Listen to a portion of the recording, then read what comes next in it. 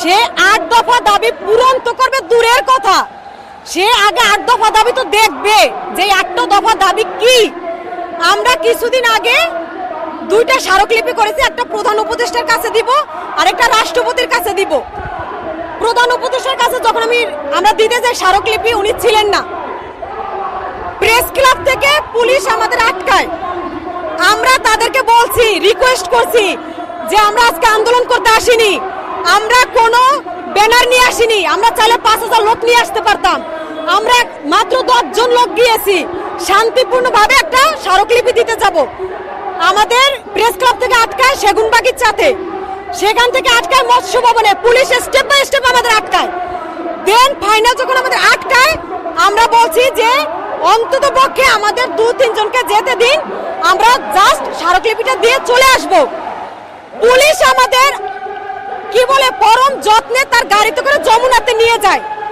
যমুনাতে নিয়ে আমাদের 4 জনের ফোন নাম্বার নেয়, নাম নেয়, 4 জনে আলাদা আলাদা করে।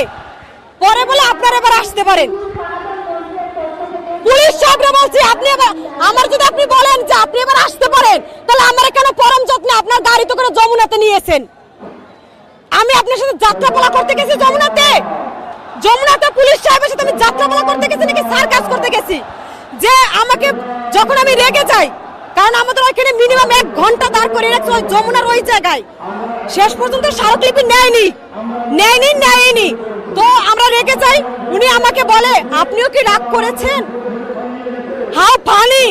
আমি কি যমুনাতে পুলিশ সাহেব তোমার সাথে কি আমি যাত্রাপালা করতে গেছি যে তুমি যাত্রাপালার ডায়লগ শোনাও আমাকে যে আপনিও কি রাগ করেছেন? তো একটা দেশ 8 দফা দাবি পূরণ করবে, আগে তো 8 দফা দাবি জানবে, তারপর সে 8 দফা দাবি জানার জন্য স্মারকলিপি নিচ্ছেন না। তাহলে কিভাবে আমরা আশা করবো জয় প্রধান উপদেষ্টা আমাদের স্মারকলিপি 8 দফা দাবি পূরণ করবেন? 2000 কি মিনিমাম 2500 ক্রস করে যাবে। এর পরিপ্রেক্ষিতে কিছু লোক মিডিয়াতে কমেন্ট করে এগুলো গুজব।